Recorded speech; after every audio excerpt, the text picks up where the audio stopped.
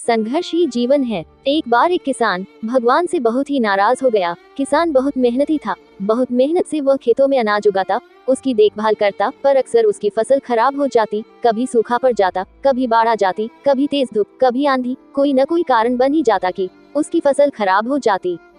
एक दिन वह किसान गुस्से में आसमान की ओर देखकर भगवान से कहने लगा, हे ईश्वर, आपको लोग सर्वज्ञता मानते हैं कि आप सब जानते हैं, कहते हैं कि आपके इच्छा के बिना एक भी पत्ता नहीं हिलता, पर मुझे तो लगता है कि आप छोटी सी छोटी बात भी नहीं जानते। आपको तो ये भी नहीं पता कि खेती बाड़ी कैसे करते हैं। अगर आप जानते होते तो हर समय जो बाढ़, आंधी और तूफान आते हैं वो कभी नहीं आते। आप नहीं जानते कि कितना नुकसान उठाना पड़ता है हम किसानों को। यदि आप मेरे हाथ में ये शक्ति दे दे कि जैसा मैं चाहूँ वैसा मैं मौसम कर दूं, फिर आप देखना, मैं अन्न के भंडार लगा दूंगा।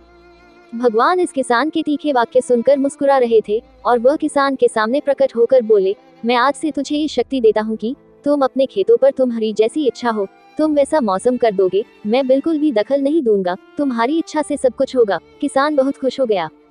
किसान ने गेहूं की फसल अपने खेतों में बोई। जब उसे लगा कि खेतों को धूप चाहिए तो खेतों को धूप मिले, जब पानी बरसना चाहिए तभी पानी बरसा। आंधी, तूफान, बाढ़ कुछ भी उसने अपने खेतों पर आने नहीं दिया। किसान के खेत में इस वर्ष ऐसी फसल हुई जैसी कभी नहीं हुई थी।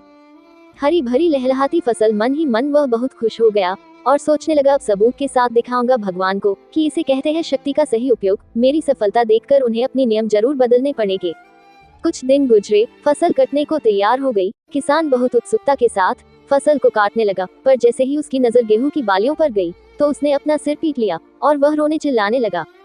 गेहूं की एक भी बाली के अंदर गेहूं का दाना नहीं था, सारी बालियां अंदर से खाली थी। किसान बहुत दुखी हो गया। उसने भगवान को रोते हुए फिर पुकारा, हे प्रभु, तुमने ये मेरे साथ क्या किया? क्या तुमने मुझे कोई सजा दी? भगवान बोले, पुत्र, ये तो होना ही था। तुमने पौधों को संघर्ष करने का मौका ही कहा दिया। न तो तुमने उन्हें आंधियों से जूझने दिया, न तेज बारिश से सहने दिया और न ही धूप में तपने दिया। एक भी चुनौती का सामना तुमने उन्हें नहीं करने दिया, इसीलिए सारे पौधे अंदर से खोखले रह गए। जब आंधी, तूफान, तेज बारिश और धूप पड़ती है तभी ये पौधा अपने अस्तित्व को बचाने के लिए संघर्ष करते हैं और इसी संघर्ष से एक बल पैदा होता है जिसमें शक्ति होती है, ऊर्जा होती है। और यही ऊर्जा पूर्ति तेरे गेहूं के दानों की तरह जो नहीं फूटी, तूने उन्हें कठिन परिस्थितियों से गुजरने ही नहीं दिया जहां उनके अस्तित्व का जन्म होता। सारी बालियां इसलिए खाली है, इसमें एक भी गेहूं का दाना इसलिए नहीं है क्योंकि तुमने अपने पौधों को संघर्ष कराया ही नहीं। याद रखिए, स्वर्ण में सवर्णीय आभा तभी आती है जब वह आग में तपने, गलने और हथौड़े से पीटने जैसे संघर्षों से गुजरता है। कोयले का टुकड़ा हीरा तभी बनता है जब वह उच्च दाब और उच्च ताप की मुश्किल परिस्थितियों से गुजरता है। इसी तरह यदि हमारी जिंदगी में कोई संघर्ष ही ना हो, कोई चुनौती ही ना हो, तो हम भी गेहूं की बालियों की तरह खोखले रह जाएंगे, कोई अस्तित्व नहीं होगा हमारा।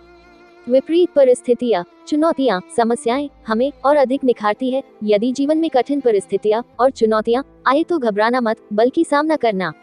विश्वास करना कि आप और अधिक निखर जाओगे और अधिक मजबूत बन जाओगे।